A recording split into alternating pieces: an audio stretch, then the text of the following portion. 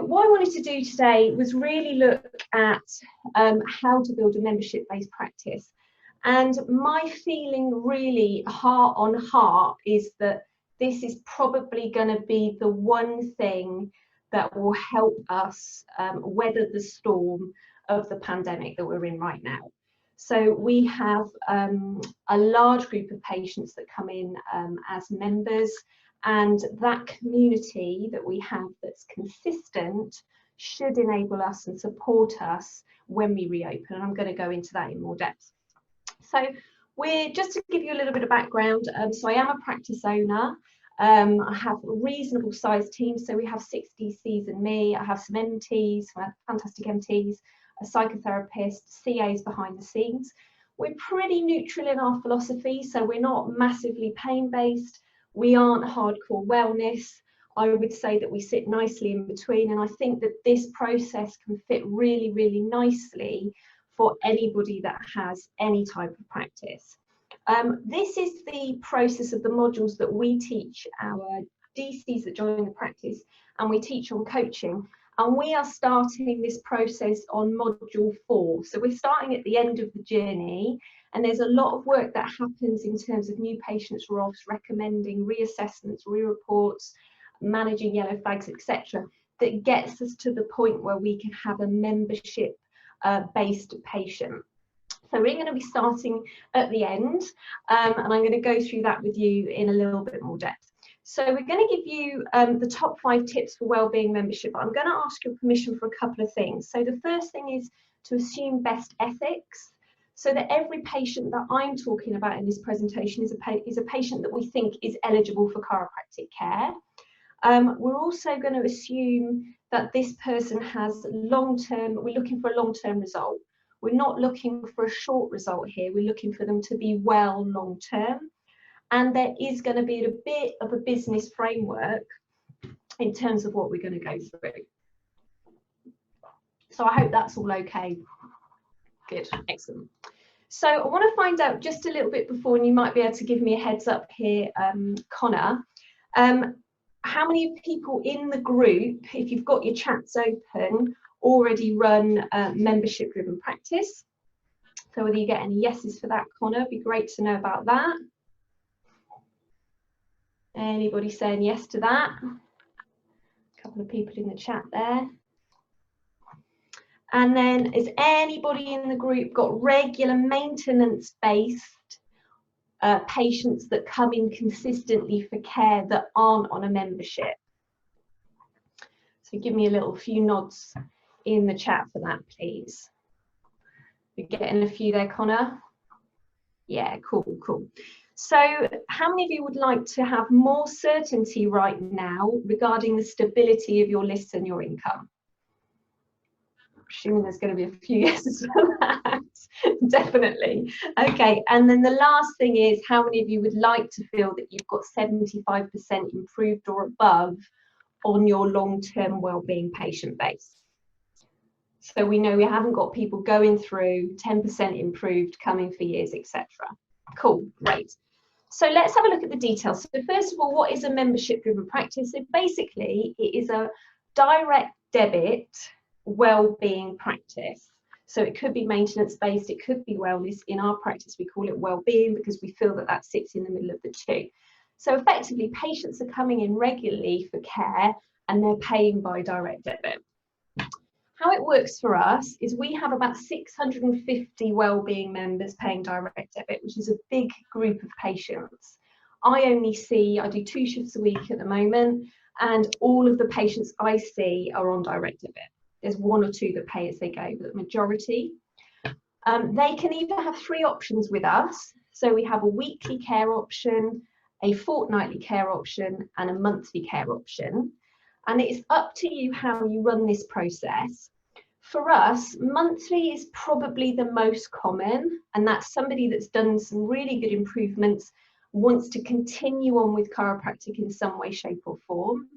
Our fortnightly group, they're probably not really changing their mindset that much. They may not want to do rehab.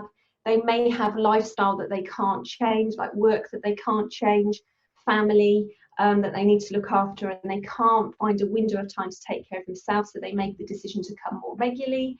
And then for us, weekly care is more about patients that have got a long-standing issue.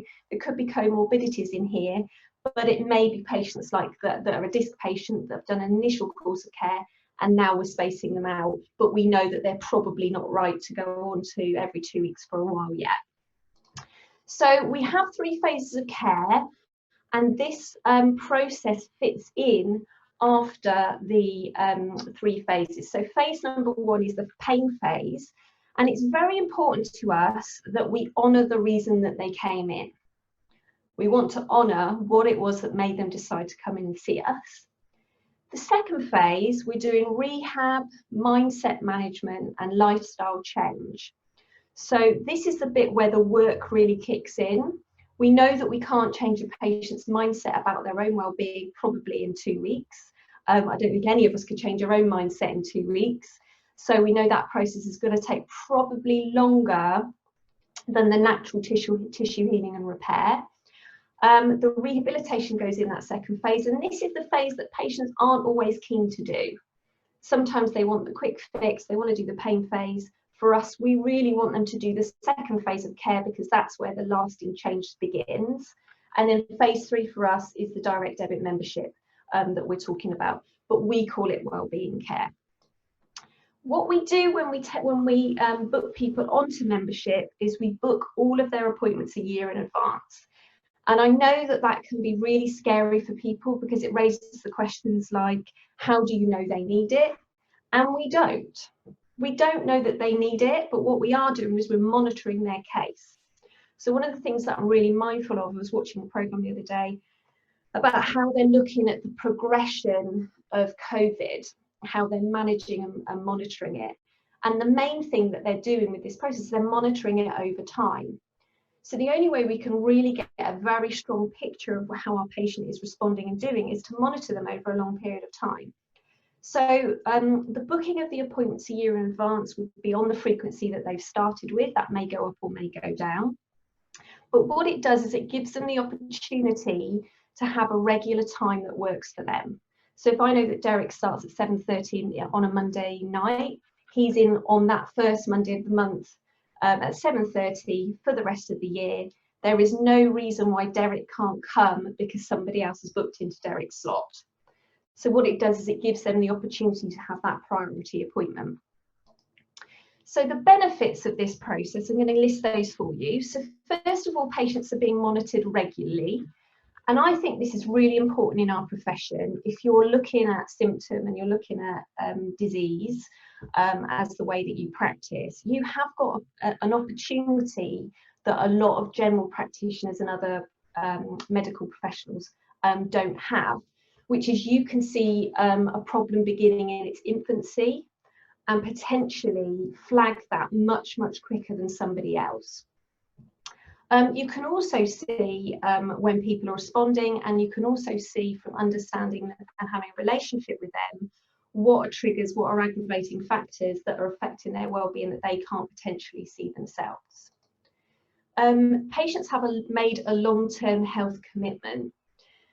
This is different to long-term block paying or long-term paying as you go. And I am going to talk about this a little bit more when I go through the process.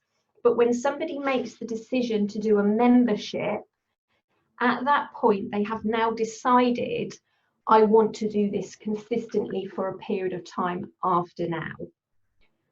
That is a really big difference to block payment, because usually they're only thinking about getting to the end of the next block. So they haven't made a commitment. And the key thing here is they're not making a commitment to you, they're making a commitment to themselves. I think that's a really important point. So we know that patients are more well for longer, and we usually have a longer retention. And we know that because we compare them to our as-go patients. So we have it that patients can pay as they go in the practice. We usually find that patients that book as they go don't book their appointments in advance. And the reason they book as they go is because they're not committed. So they're not committed, they don't stick to their appointment, so we know we've got lower retention because they haven't committed. And the second thing is they usually come back as reactivated old patients later on. So that's how we know. Now, the danger of patients that don't decide to do long-term care, if we aren't communicating with our list of inactive patients, is we don't know what happens to them. We don't know whether they go to another practitioner and say chiropractic didn't work for them. We don't know if they're cured and they're better. But if you think that you can cure people, we don't know that they haven't gone to another practitioner. So this process at least means that we know where our patients are and what's happening to them. Because patients have ideal times, they form a habit. And I really genuinely believe that true lifestyle change and mindset change becomes because we do habits. You know, we meditate, we do mindfulness, we do affirmations, we exercise regularly. And I do feel that chiropractic fits into a toolkit. I don't think it's everything, but I think it's part of a whole well-being structure. And if they do a membership, they have made a commitment that part of their time will be used, and then it becomes a regular habit to look after their nerves, their muscles and their joints. And let's face it, the only time that people usually look after their nerves, muscles and joints is because that something's gone wrong, because the car's broken down. And this process forms a habit of rechecking in and taking care of themselves. You have a 75% well list. So for us, a patient cannot start well-being care with us unless they are 75% improved in their initial course of care.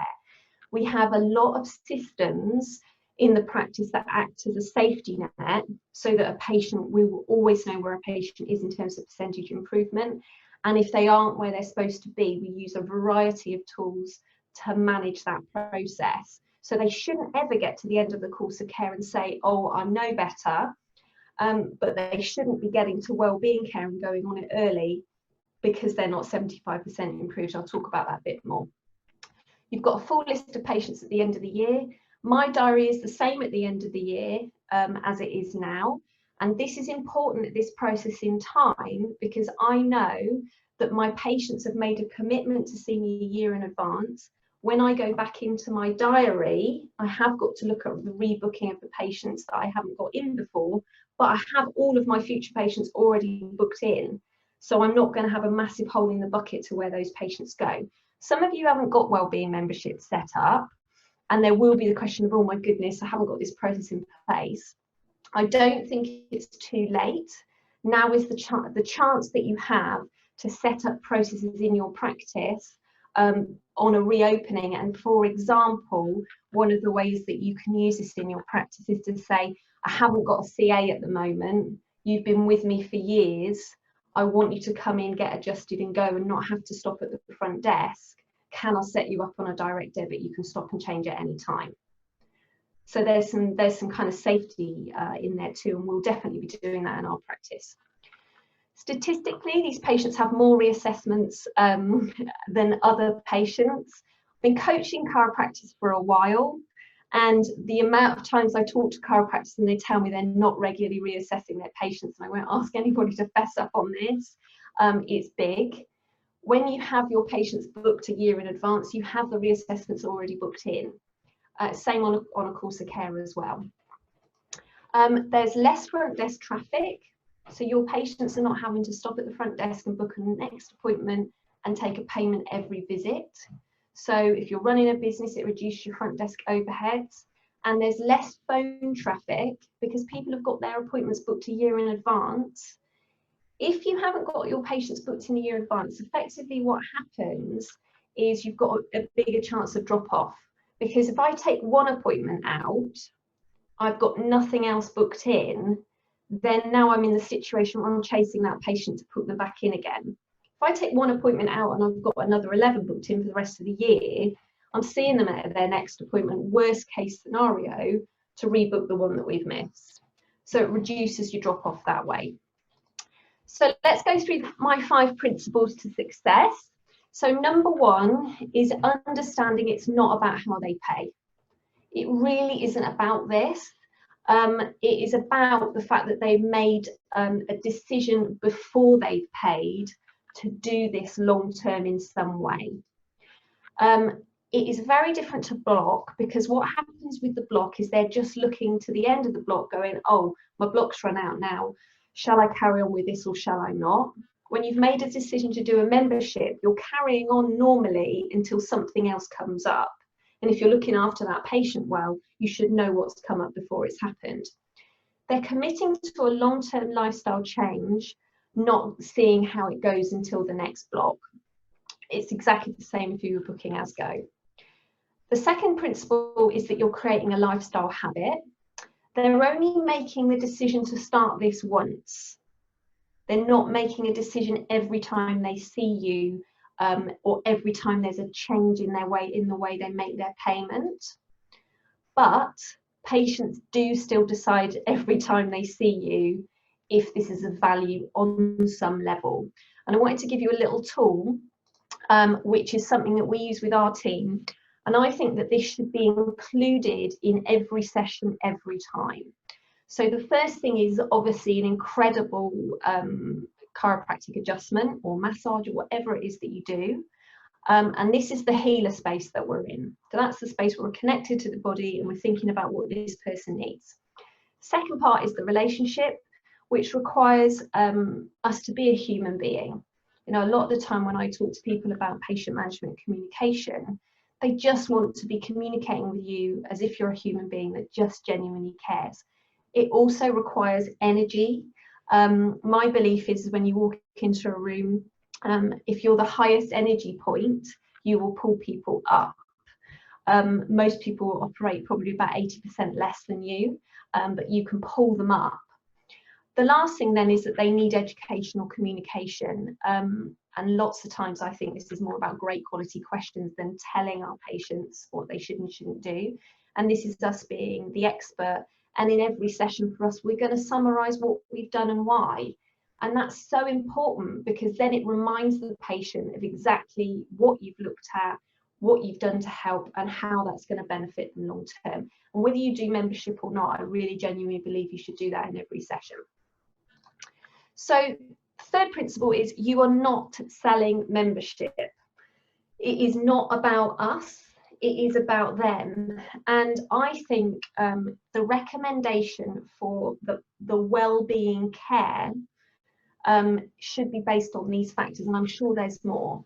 But the first thing is how chronic the problem is, how long have they actually had it, what pain level were they experiencing, and are they still experiencing, because we do understand that sometimes we're only going to manage pain reduction in the initial course of care. Sometimes it can be better longer term. That they've got more than one area of complaint is going to have an impact on what I recommend. Their movement and whether it's having dysfunction along the whole spine. If they've got a reflex down or they've got radiculopathy, that's going to change it too. What their orthopedic tests are saying, and then the other tests. Research I think is very important, but I also think it's important to make sure that you're connecting to the person in front of you. What they do to aggravate the problem, age, activity levels, if they've got any degeneration, whether they're stressed, because we know that stress is going to have a chemical impact, it's going to increase pain levels, it's going to increase inflammation, so that's going to have an impact on what I'm going to recommend. Other health issues, so comorbidities, their health goal has a big impact. If they want to be running a marathon or just super fit for work or being able to pick up the grandkids, that's going to have an impact on frequency. How other patients with the same problem have responded. So I'm going to use research, but I'm also going to look at clinical experience. The previous care they've received. So if a patient had a really smooth journey, I'm expecting the spacing out into well-being to be smooth too. Not always, but I'm expecting that. If it's been a really bumpy ride all the way through, I'm thinking I want this spacing to be smaller so that I can monitor them more closely. And the last thing in here, and there are more things I'm sure, is their life balance. So how balanced their lifestyle is. So be careful with the language you use. I think that this is the ethics area. So membership is how they pay. Being a well-being patient is about their journey. And I think the language of this is very, very important, because it's one is selling and the other one is caring about the human being in front of you. So the language that we try and avoid is signing up. We like to say that they're starting their wellbeing journey. They're making the decision to move on to the next chapter with us. They didn't want to do the direct debit. Sometimes I hear that. I'm like, no, it's not about the direct debit. It's they didn't want to commit to having care long term. It wasn't what they wanted to do, and that is absolutely fine. But I just want to make sure we're being honest with ourselves. It's not about the direct debit. So principle number 4, we have an ethics caveat, which I've touched on before, that they have to be 75% improved or above. I put this caveat in because I had an experience when I was an associate of a patient who was on wellbeing care, and she was about 50% improved consistently, been diagnosed with fibromyalgia, and it was a nasty. So she ended up, she had multiple myeloma. It's one of the saddest but most useful cases. She's still alive, she's okay.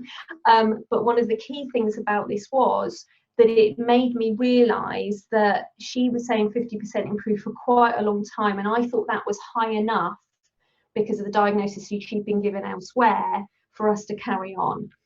If we have this caveat higher, 75% improved, we can't always rule that out. You know, we haven't got MRI, X-ray vision, some things are subclinical, we can't test for everything, there isn't a budget for that. But what at least it does is it's saying I'm flagging it if it's below, and I'm not forgetting about them just because they're coming regularly. So that was super, super important for us. And it's, you know, we all learn from those cases. It also prevents patients from devaluing care. So sometimes what I see is patients are put onto a wellbeing group before they're out of pain, or as far along that pain journey as they can be. And all that happens is the patient, instead of seeing it as, oh, I've got this new choice to make about well-being going forward and how I'm going to be now I'm more well than I've been for a long time, they see it as an extension of their initial recommendation.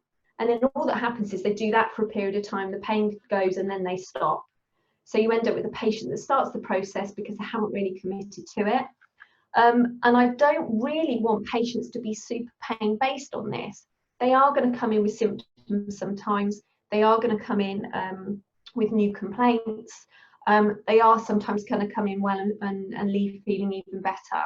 But what I don't want to do is create a base where everybody's just come in still in agony, because that for me is not what well-being is about. And point number 5 is you need to sow the seed from day one. So we talk about this in the ROF. We say to our patients, we're going to talk to you about something called wellbeing care. Once you've reduced your pain and symptoms and done your strengthening and rehabilitating, about 80% of our patients make the decision to do that, but we aren't going to talk about it right now. This is so important because I do want the patient to already be thinking there may be more. And I don't want them to be getting to an end of course of care and being surprised.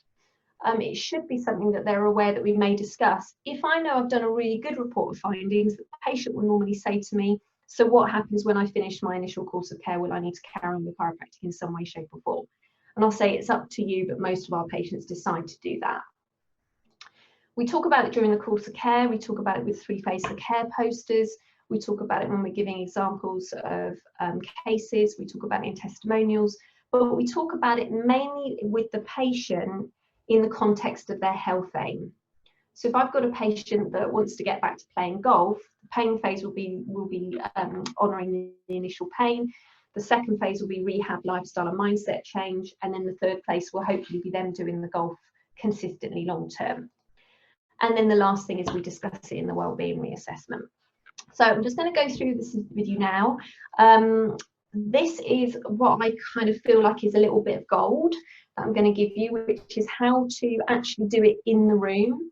And we do it with little whiteboards. You can do it on the wall. I personally feel it is better to draw it and talk about it at the same time, because if you've got a visual person, an auditory person or a kinesthetic person, it usually covers all of those areas. So I'm going to draw a little graph for them, and I'm going to say to them, this is percent well, and there's time at the bottom. And 0% well means that usually you're not breathing. The patient will give us a little chuckle for that.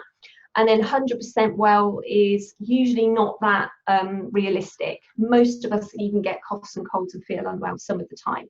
So most of the people I see will be about 80 to 90% well, 80 to 90% of the time. When I started with you, so I'm going to tell the patients probably here, let's say they were 40% and now 70 or 80% improved.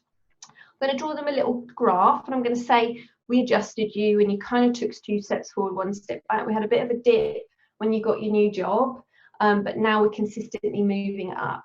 Each session we saw you built on the session before, which is why I recommended you the plan that I recommended you, and we did some strengthening and rehabilitating here. You've told me, and I should, the orthopedic tests and the neurology tests and any of the tests that you guys do with your scanning or whatever it is that you do should support that.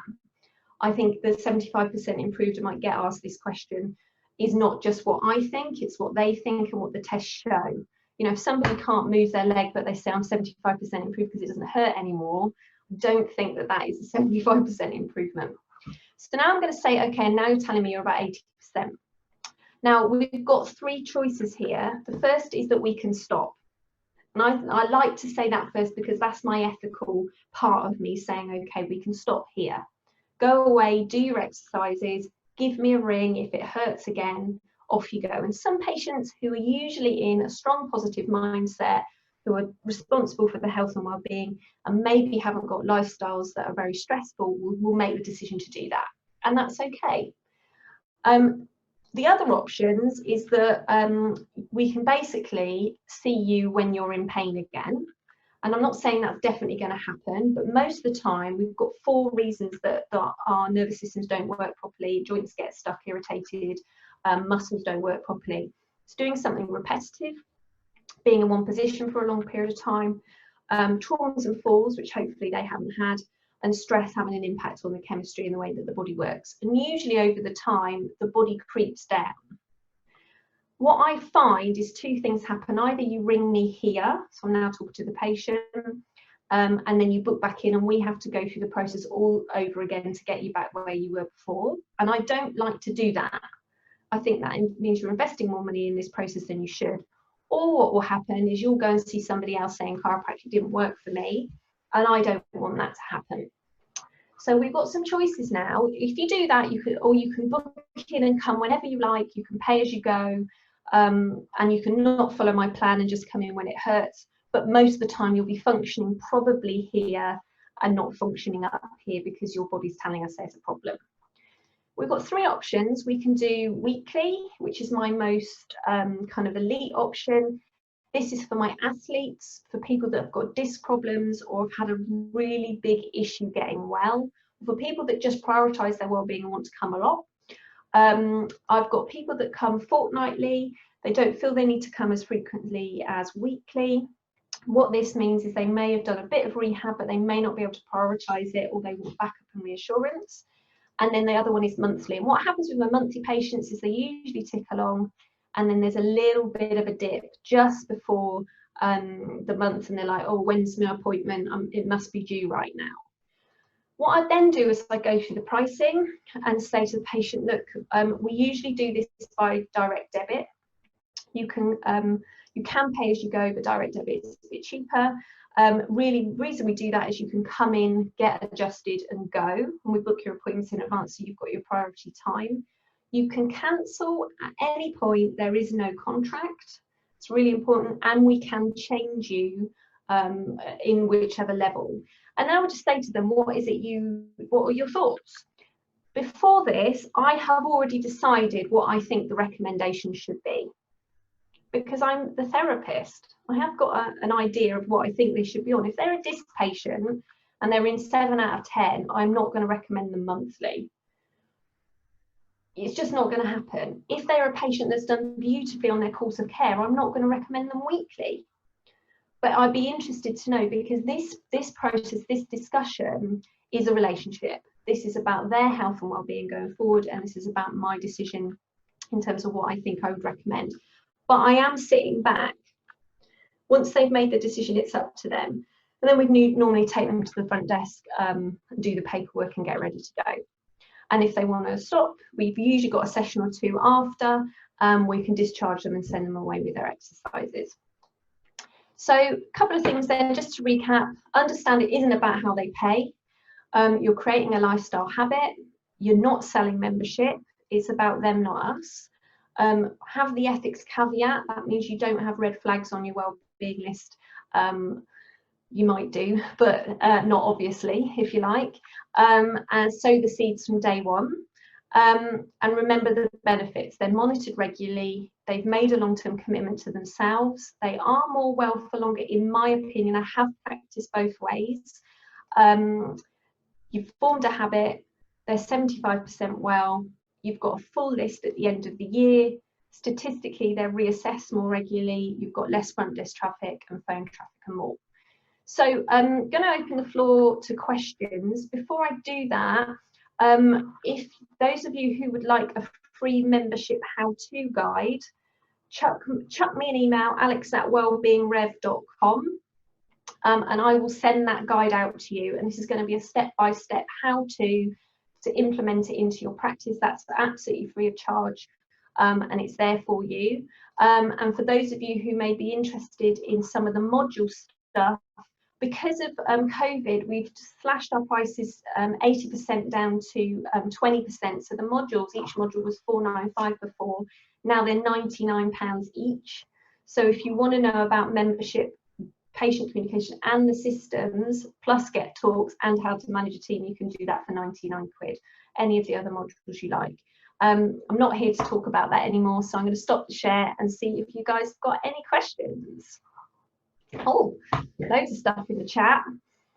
Do you want to lead, Connor, or do you want me to go through?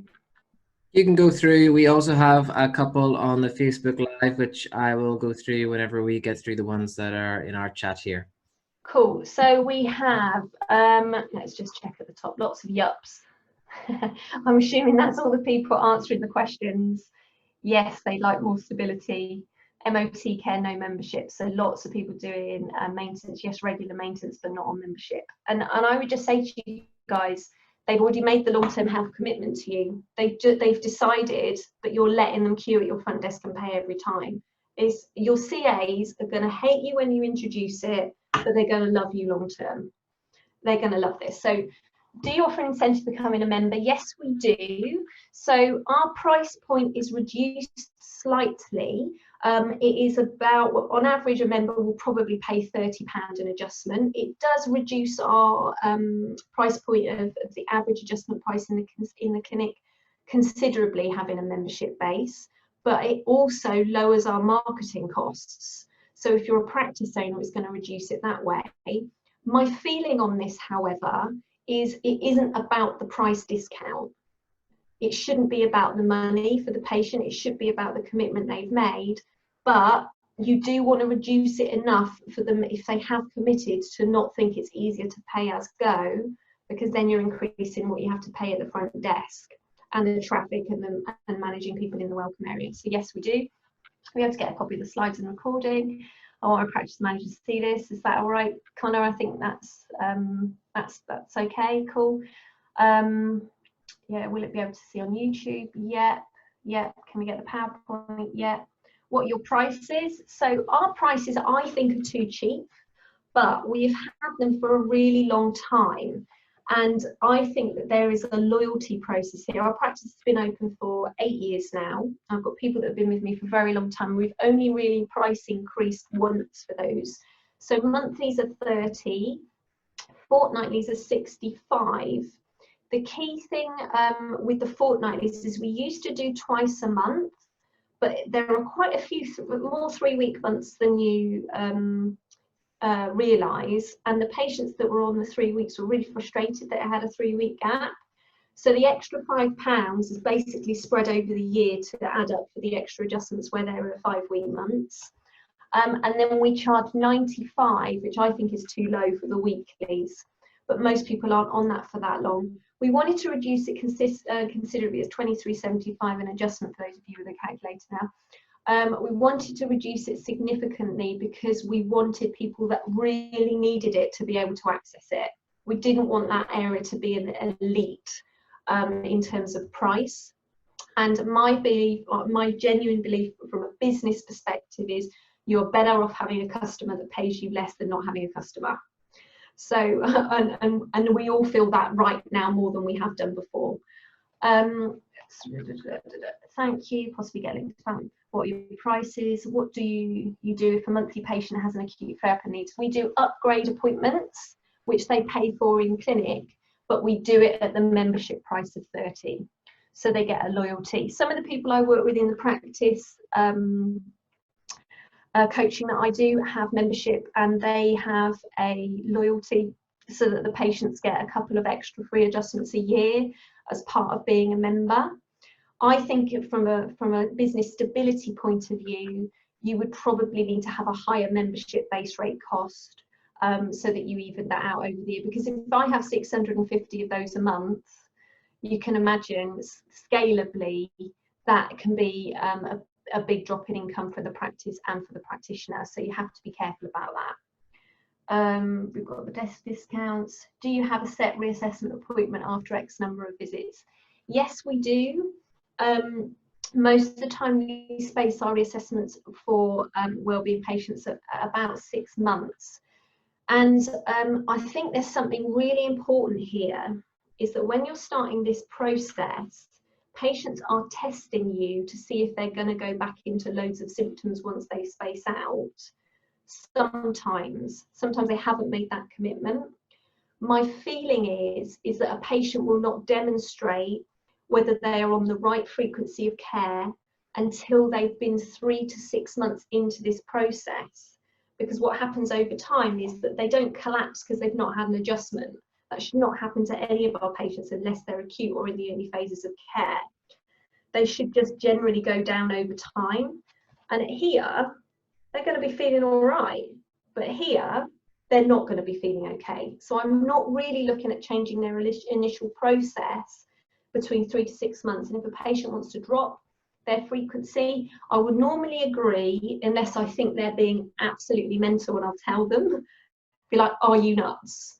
But usually I'll agree, because sometimes they just need to test that out for themselves. But what I will always say to them at the outset is, can you make me a promise?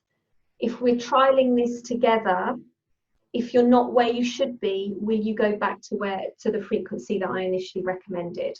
Because what I see when patients go down is that people start x-raying them and MRI scanning them and whatever, and I'm like, no, they were 75% improved on their initial course of care, their lifestyle hasn't changed, but you've spaced them out and they've gone down. That's not a red flag. Now, you might still want to scan them and just make sure for reassurance purposes if you think it passes the IRMA guidelines, etc. I'm not against that, but what I generally see is the patient's mindset moves into, it's not working for me, and that's not that, they're just not on the right frequency. What do you need? Intensive recovery, discount. Alex, can you give an indication on the prices? How long do you give for the membership chat? 15 minutes, adjustment, chat, book in. So we do 15-minute appointments. I know some people do 7.5. I know some people do open plan. I know people do half an hour. I've done 7.5, 2 room. You can do it in that time, because the key part of it is you're not selling to them in a 15-minute appointment. You're communicating about the journey of their well-being for the whole course of care. So this is just about the details. This is just about what we think is the right plan for you, and then the front desk sort the paperwork out. You will know when you've done this for a period of time who's coming on board and who's not. You just know. So you just tailor it based on that. How do you? What happens if they miss an appointment? Do you reschedule or refund? Reschedule. Always reschedule. Because if I'm making a commitment to them to keep them here, which is well, and I've said you need to have this many touch points. Can you imagine if I was a PT, it would be the same. If I was going to keep you this fit, or we were going to be this fit together, bearing in mind they've got other ways to keep themselves fit. Chiropractic is not everything, but let's just assume I've made that commitment. If I saw them less, they're going to, over a period of time, dip. But the dip doesn't happen in that process of time. It happens over here. So I want them to go, okay, well, if we've got to do 4 here and we miss 1, let's get 2 in there so that we're still here. I don't want them to go down and down, and then I'm maintaining them along the journey here. So definitely reschedule. What's your pay as you go? Our pay as you go is really high actually, and we're probably going to reduce it. At the moment it's 45. I think we may reduce our pay as go just a little bit to help people out. We do have a block pay as well, so people can have a recommendation for phase 1 and phase 2. We don't do plans in the practice. It's just my personal view. I wanted to say to a patient, this is what you need to, this is what the whole thing will take as a best estimate to get you from the pain and the rehab part. And this is what I think it's going to cost. But in our practice, if it's more than what we've estimated and they're doing all the right things and they're improving quite often, we'll comp them the extras, which builds goodwill. So I wanted to put that in there because some people ask, it doesn't always work if you have, like, say, plans of 12 and plans of 24, to then have the membership chat in the middle of a plan, because nobody's going to decide to do membership when you're halfway through a plan. And sometimes the plan runs out at a point where the membership chat isn't right, which is why we do the whole thing together, because then it's bespoke and specific to the person in front. It was interesting actually, because we had Nick Jones from the GCC come and do a visit with us maybe about 6 to 8 months ago, and we talked to him about our process, and he asked us about plans and he asked us about membership and things like that.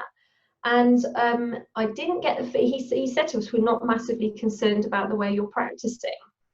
And I think it was because he understood that our background reason was to incentivize people to do the whole recommendation, because we knew we were going to get the best result with that. And that is what we tell our patients. And I've gone off piste a bit, but I think that there's some points that affect membership there. Watch your pen go. Thank you. Cool. Any other questions, Connor, for me?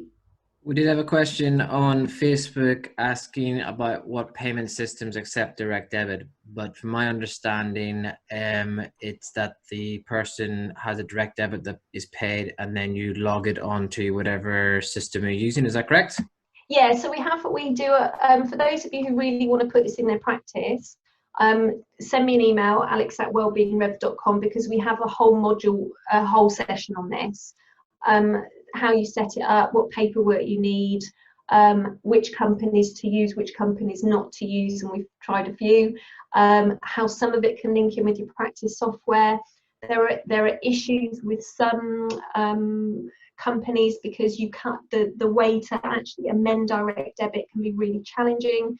So for us, all we needed to do for the lockdown was to send a message to our provider, tell them to pause all the direct debits or set them as 0, and then send a message to our patients saying don't do anything, which is pretty cool. If you get the wrong provider, you can't do that.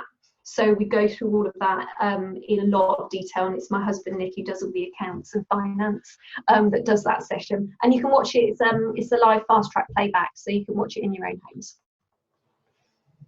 Cool, any other questions?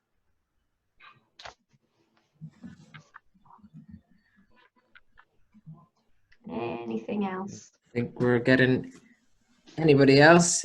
If anybody else has any other questions, they can get in touch with you via the email address that Mike has posted up there. But yes, thank you so much, Alex. You're welcome. That was amazing as always. What are your plans then going back into clinic? Have you got anything prepped? Oh, I tell you what, we're focusing on, we spent a lot of time going through this with our business group. We're looking at loads of areas. So I'm working really hard at the moment. My husband and I have got a little one at home. You're welcome, everybody. My husband's is painting the clinic, number one. He's getting all the PPE ready, getting the hand towels ready. You know, we might even cut up some bin bags, Connor, to wear in practice, but we're looking at that from a PPE point of view. But the other things that we're looking at as well is what our nurture sequences are in terms of managing our patient base. You know, we really need to make sure that we've got top communication, top email systems, looking at our online approaches to communication, because that is going to be so vital in this process of time and how we set that up. We're also looking at the nurture processes of our team. That's really important, how we're going to set that up, take care of them and support them long term. And then the big thing is making sure that we have a process to reopen for our members so that they feel safe and secure. So loads and loads of work behind the scenes. We've got all of our processes, systems, policies, everything access on our website, which is www.wellbeingrev.com. It lists all the modules. They are 99 quid now per module, which it's my lifetime's work. So I want you guys to have access to it because I didn't write it for me. So please have a look at that site because any of the stuff that you need to build your practices or put in place, now is the time to be able to do that. So yeah, that's what I'm doing. I'm cracking on with that and working with my coaching clients too, which I'm really lucky to be able to do. So yeah.